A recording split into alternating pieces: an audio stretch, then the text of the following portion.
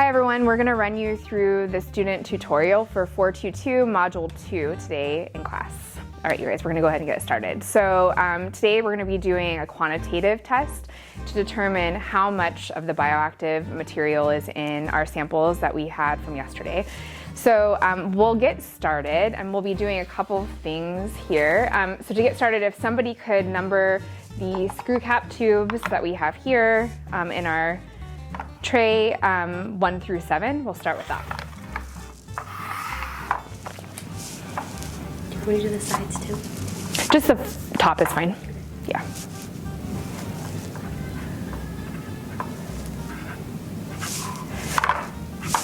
Okay, and if somebody else could make sure the micropipetter is set to 100 microliters, which would be a 100.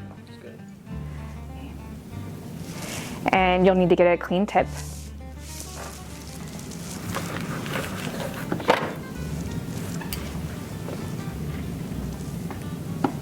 Okay, and what you'll do next is you're going to retrieve the LB, the lysis buffer that we had left over from our samples yesterday in class from Module 1. So it was labeled LB. Perfect. Okay, and you're going to micropipette 100 microliters of LB into tubes 2 through 7 only. You're going to leave number 1 empty, so 100 microliters of LB into 2 through 7.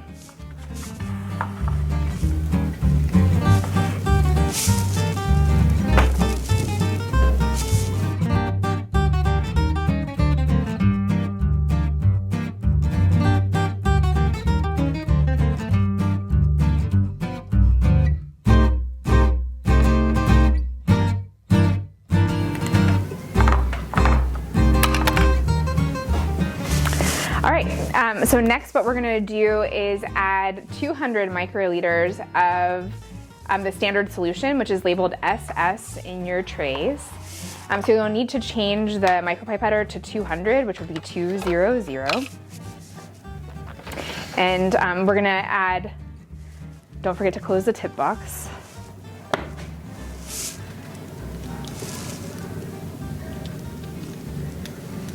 $200 microliters of standard solution. So get a new tip.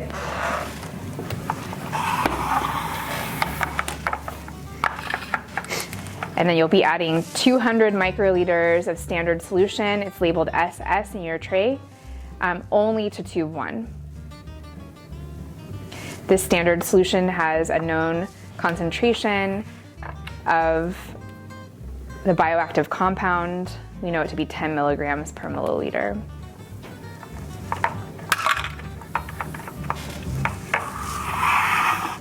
All right. So next what we're going to do is we're going to perform a serial dilution. So for a serial dilution, we're going to start with what's in tube number 1, and we're going to draw out 100 microliters of what's in tube 1. We're going to then pipette that into tube 2. We'll do some mixing by just gently mixing back and forth. We'll draw up 100 microliters of what's in tube 2 and put it into tube 3 and mix. And then we'll continue to follow that pattern until we get to tube 7. At the end for tube 7, we'll remove 100 microliters of what's in tube 7 and we'll just discard it in our tip cup. All right, we're going to use the same tip for the entire serial dilution, so we don't need to change the tip, and we'll begin that in a moment. All right, so we're going to begin by removing 100 microliters of what's in tube 1 and adding it to tube 2. It's the first step of our serial dilution. And we'll take a few seconds to pipette up and down to mix the sample. Okay, and then we will draw 100 microliters of tube 2 up and put it in tube 3.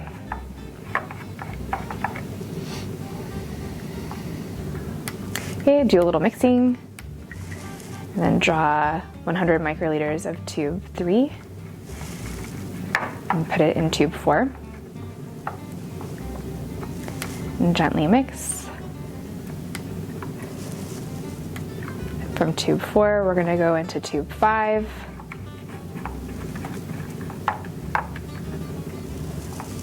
And gently mix. And from tube 5 into tube 6.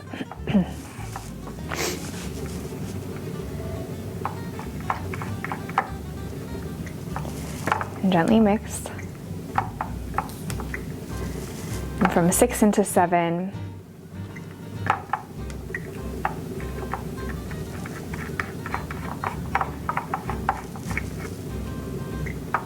Gently mix. In this final step, you're going to draw up 100 microliters and you'll discard it into your tip cup. And you can go ahead now and discard the tip as well. Okay, so in this next part, what we're going to do is collect our samples from Module 1, which we did in class yesterday. So they'll be in your bag. If you could collect those out. Remember, those were the positive samples from the qualitative test. And so we chose samples 2 and 4 because they had positive results. And so as you can imagine, it might be difficult if we don't add anything to the labels there because we might mix those up with the 2 and 4 that's in our standard curve. And so what I'd like for us to do is add an E on the label for our experimental results next to the 2 and the 4. So if somebody could take care of that, that would be helpful. So 2E and 4E. Yep, E's fine in front, that's totally good. All right, and then you'll add those samples to your standard curve at the top there. All right, and you'll see now that we have a total of 9 tubes that we're working with. So we have the 7 for the standard curve and then the 2 experimental results. Okay, to these tubes, we're gonna add 400 microliters of qualitative testing reagent. And those are these tubes here. They're blue in color. You'll know right away which one you're supposed to be working with. So this is the qualitative testing reagent. If we're supposed to add 400 microliters to each of the 9 tubes, what's our best bet with the tool that we have here? Use it twice. Or take like 2 things. Awesome. So this is a 2 to 200. So the max capacity is 200. So if we do it twice for each sample, then we'll have transferred 400 microliters to each of those samples. So that's what we'll do next. You can use the same tip for all of your 9 samples.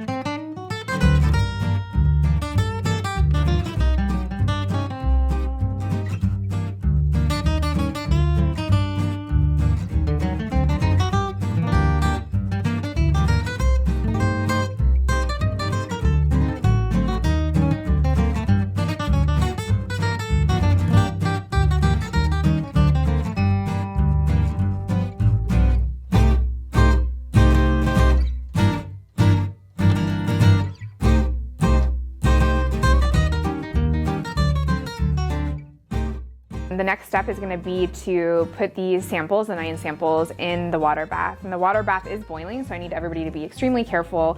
It's set to 99 degrees. We're going to float these samples for 2 to 5 minutes. We're not going to go longer than 5 minutes.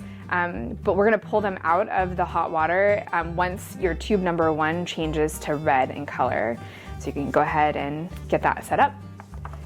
The only thing that we've noticed during this experiment is that the experimental sample from 2E, if you put it directly in the water, it might, the cap might explode off the top of it.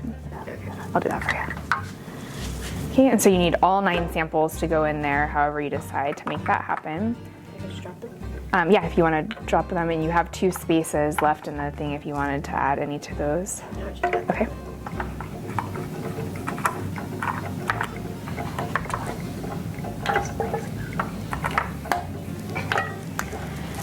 All right, and then we'll go ahead and put the lid on, and somebody could set their timer from 2, let's say 5 minutes. So the timer for 5 minutes.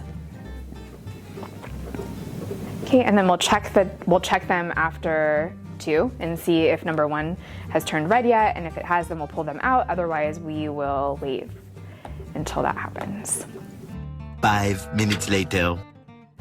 Right, so we're gonna remove the samples from the hot water bath. Please be careful as you're removing them. You can see number 1 in the bath has turned red.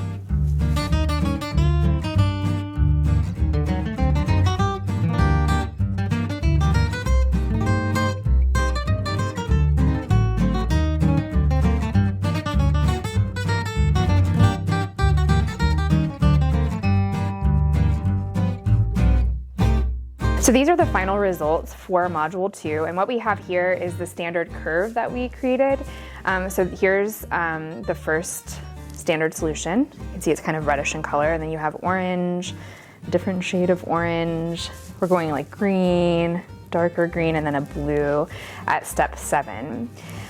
This standard curve we can add numbers to, so it's given to us in the Project Lead the Way curriculum that number 1 is 10 milligrams per milliliter. So to determine the other concentrations, we're going to divide by half. So we divide 10 in half. So 10 divided by 2 is 5. 5 divided by 2 is 2.5. You'll continue to divide each number in half by 2 until you get to the end. And so that's the numerical value that is corresponding to each of these tubes. Since we know those, that's known, we're going to take our 2 unknown samples. And so this is the sponge that was positive number 2, and this is number 4, the results. And so we're going to see where it goes on the spectrum. So you can see that this color, you guys think this kind of matches this one right here? So sponge 2 looks a little bit like this color here on the standard curve. And so we can apply whatever the value is for this to the concentration for sponge 2. So remember, this one was 10, so this one's 5 milligrams, and this should all be recorded in your lab journal.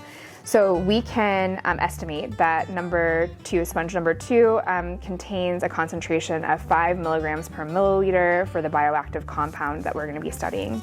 Okay, then we'll do the same thing for sample 4. And if I'm looking here, do you think it goes maybe between 5 and 6, or 5, a little bit more like 5? 4? Where would you put it? 5 and 6. Between 5 and 6? Okay, so once you have your calculation for the number, you can just land somewhere between the value for 5 and 6. You can record that in your lab journal. All right, the final requirement for this experiment is to give a recommendation to Project Lead the Way for which sponge they would recommend to continue testing for this bioactive compound. And so remember, we have these 2 samples, and we determined that they kind of live here on the standard curve range. And so when you're looking at them, which one would you suggest Project Lead the Way continue studying for the bioactive compound? E2. So the second sponge would have a higher concentration than the 4th sponge here, and we do know that your results may have been different. So this is what we got for our class today, but from these results we would suggest sponge 2 because it has the highest concentration of bioactive compound of the 2 choices that tested positive today. Thank you so much for your help in performing Module 2, and this would conclude our experiment today.